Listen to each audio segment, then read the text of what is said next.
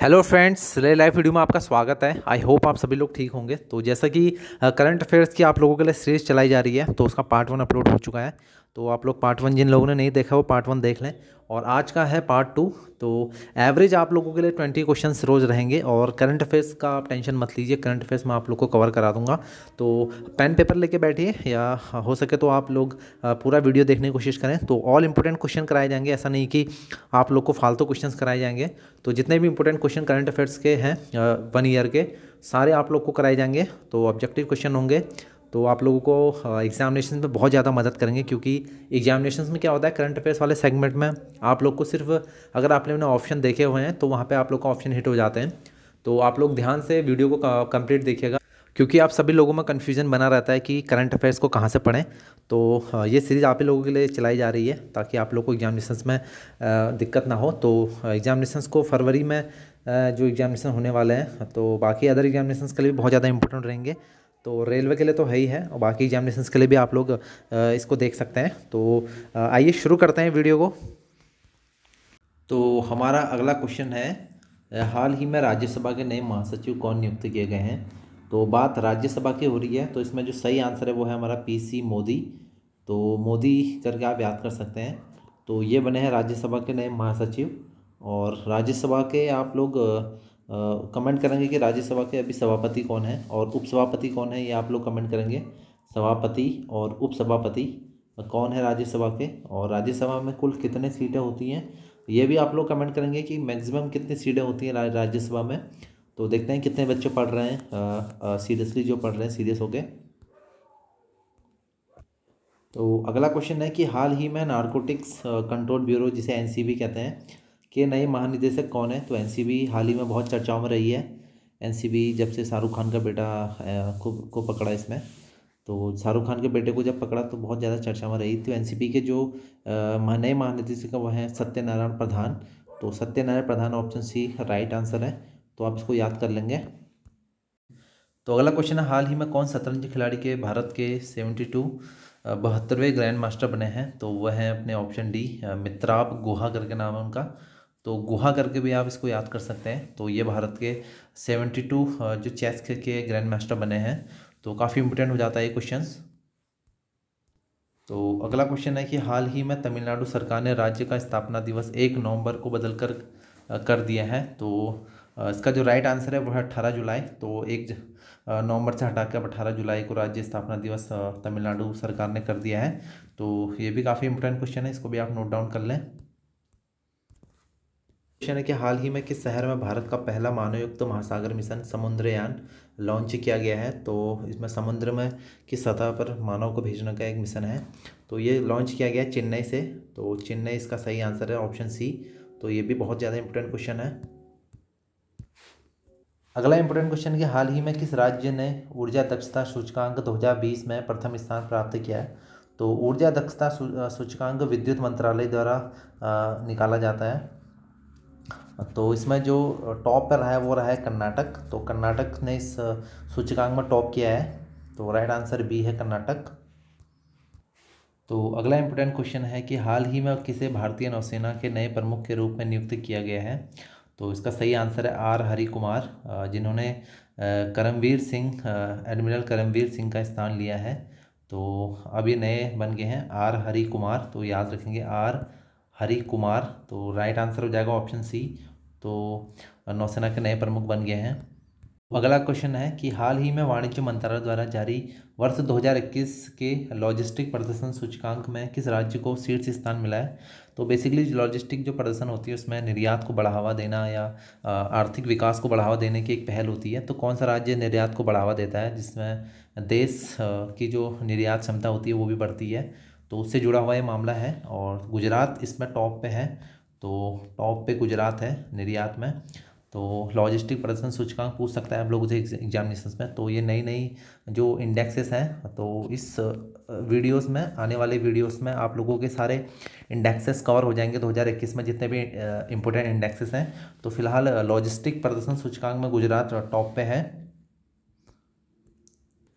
तो अगला important question है कि असम के गायक, संगीतकार, अभिनेता जुबिन गर्ग को किस बैंक ने राज्य के लिए अपना नया ब्रांड एम्बेसडर चुना है तो वो है बैंक बंधन bank. Option D is right answer. तो बंधन बैंक ने इन्हें अपना ब्रांड एम्बेसडर चुना है। ये एक गायक है, संगीतकार है और अभिनेता हैं जिनका नाम है जुबीन गर्ग। तो असम सरकार ने इन्हें बंधन बैंक के लिए चुना हुआ है। तो अगला क्वेश्चन है कि भारतीय नौसेना को प्रोजेक्ट 75 के तहत चौथी स्कॉर्पियन पनडुब्बी सौंपी गई, उसका नाम क्या है? तो उसका नाम है वेला। तो प्रोजेक्ट 75 के तहत 6 स्कॉर्पियन पनडुब्बियों का निर्माण होना है, जिसमें 5वीं पनडुब्बी का नाम है वागीर। तो अभी फ़िलहाल 3 हो चुकी हैं, चौथी ये नौसेना को सौंप दी गई है जिसका नाम है वेला। तो ऑप्शन ए बहुत इंपॉर्टेंट है। तो प्रोजेक्ट 75 के तहत मैंने बता दिया 6 स्कॉर्पियन पनडुब्बियों का निर्माण होना है, तो ये चौथी क्रम की है, वेला नाम है इसका।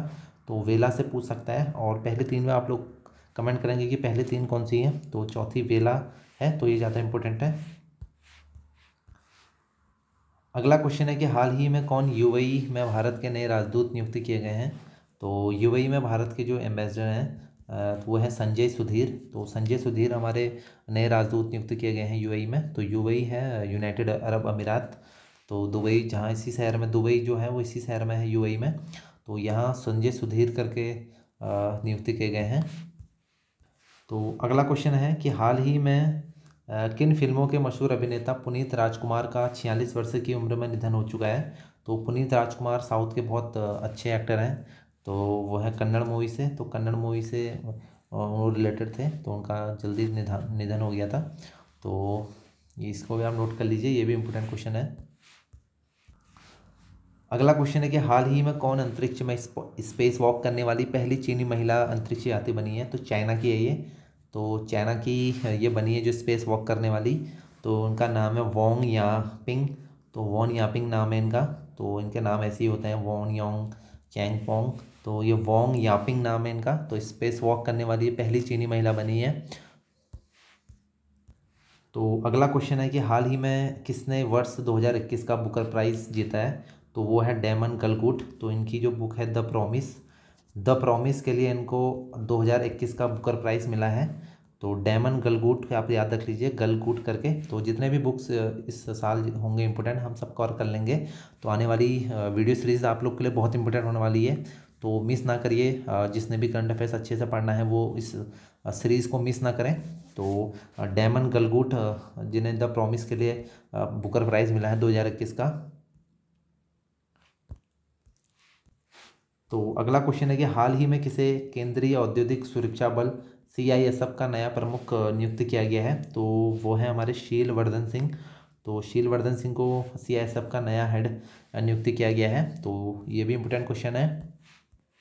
तो अगला क्वेश्चन है हमारा कि प्रतिवर्ष 11 नवंबर को पूरे भारत में राष्ट्रीय शिक्षा दिवस किन की जयंती पर मनाया जाता है? तो उसका राइट आंसर है मौलाना अबुल कलाम आज़ाद। तो भारत के प्रथम शिक्षा मंत्री रहे मौलाना अबुल कलाम आज़ाद। तो इनके ही जयंती पर क्या मनाया जाता है? 11 नवंबर को राष्ट्रीय शिक्षा दिवस मनाया जाता है। तो ये काफ़ी इंपॉर्टेंट हो जाता है डेट में भी, और जितने भी इंपॉर्टेंट डेट्स हैं तो डेट वाइज भी आज कर सकते हैं। तो 11 नवंबर जो है वो राष्ट्रीय शिक्षा दिवस है, और शिक्षक दिवस अलग मनाया जाता है, शिक्षा दिवस अलग है। तो 11 नवंबर को शिक्षा दिवस मनाया जाता है।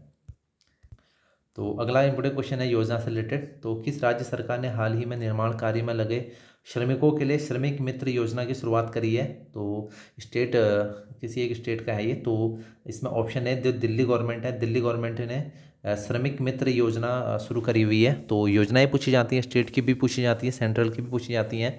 तो सभी जितनी भी योजनाएं हैं इस 2021 में तो सभी कवर हो जाएंगी आपकी।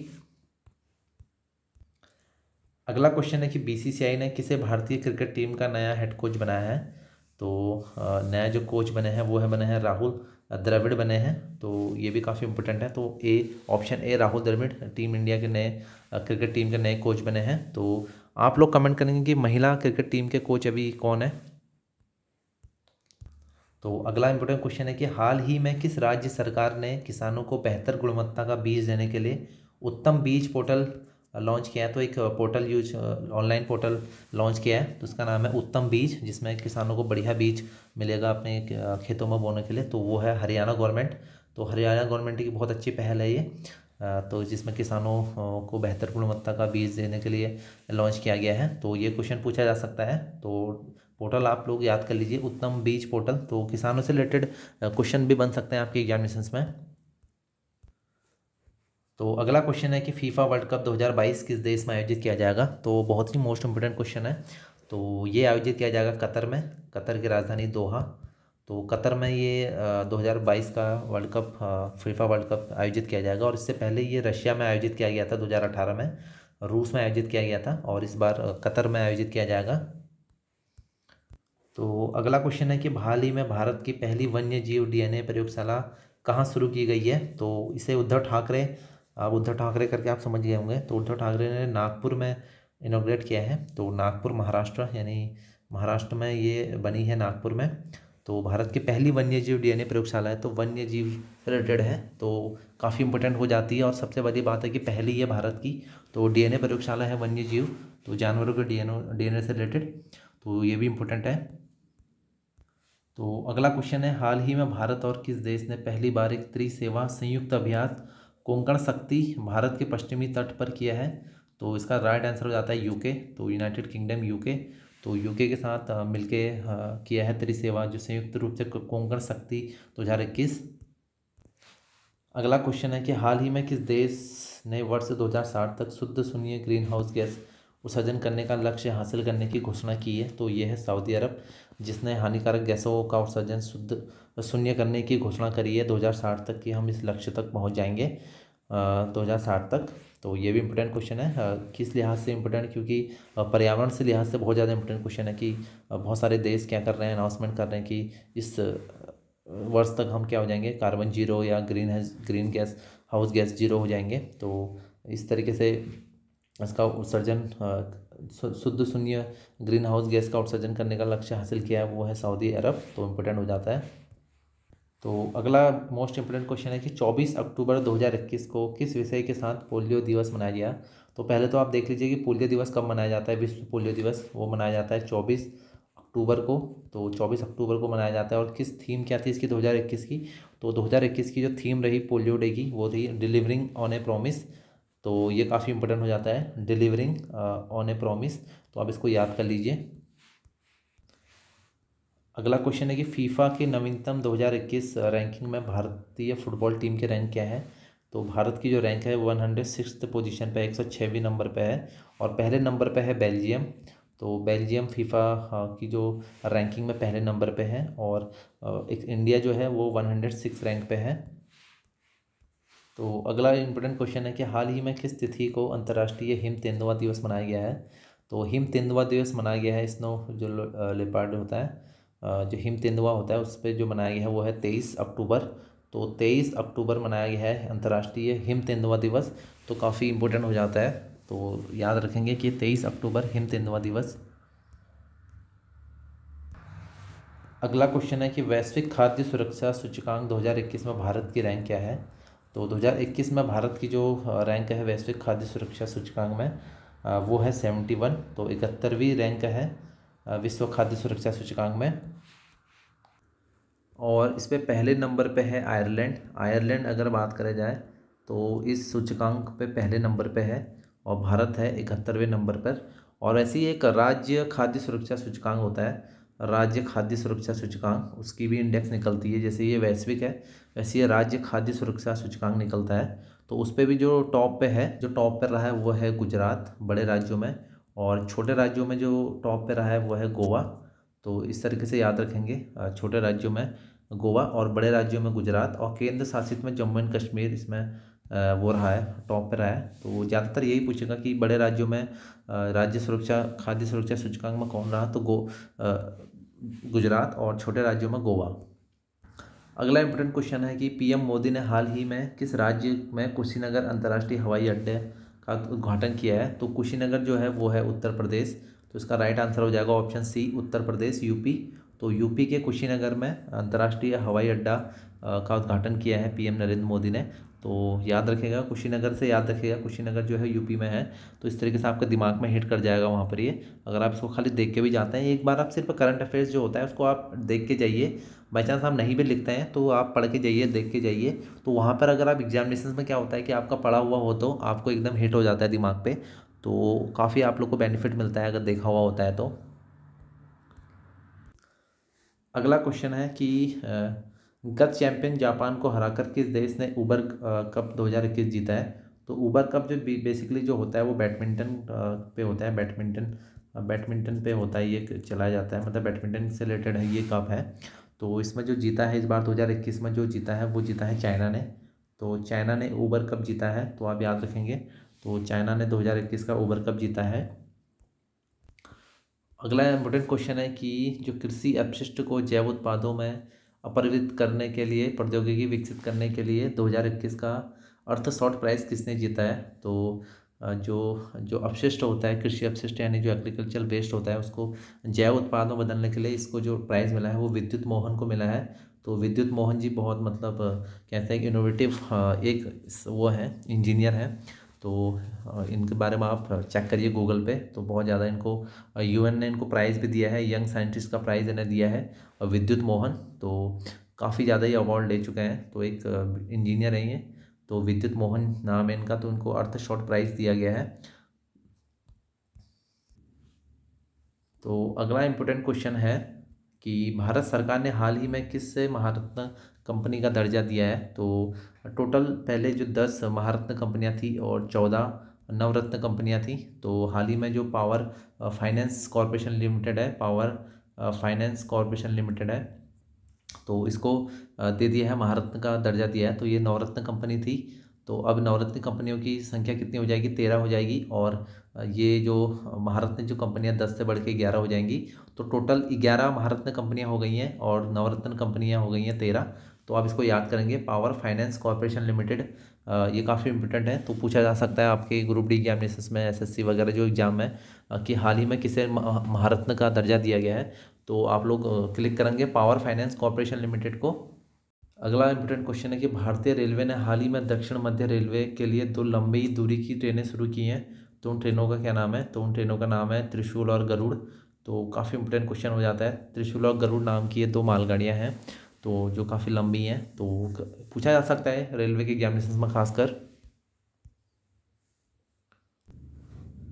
अगला most important and last question आप लोगों के लिए है, और इससे बाद जो क्वेश्चन होंगे हमारी तीसरी वीडियो सीरीज़ में कंप्लीट हो जाएगी। तो आप लोग टेंशन मत लीजिए, आपका सारा करंट अफेयर्स का पार्ट कवर हो जाएगा।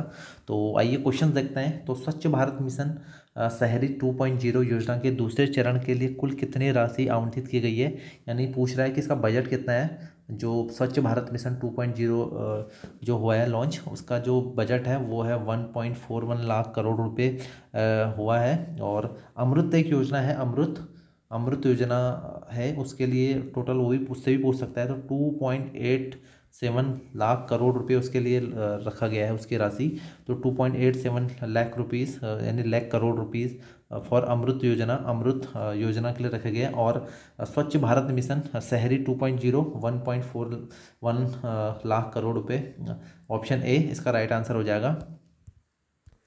तो आप लोग उसे पूछ सकता है। तो स्वच्छ भारत मिशन 2.0 और अमृत 2.0 के लिए कितनी राशि है। तो मैंने आपको फिर बता देता हूँ, 2.87 लाख करोड़ रुपीज़।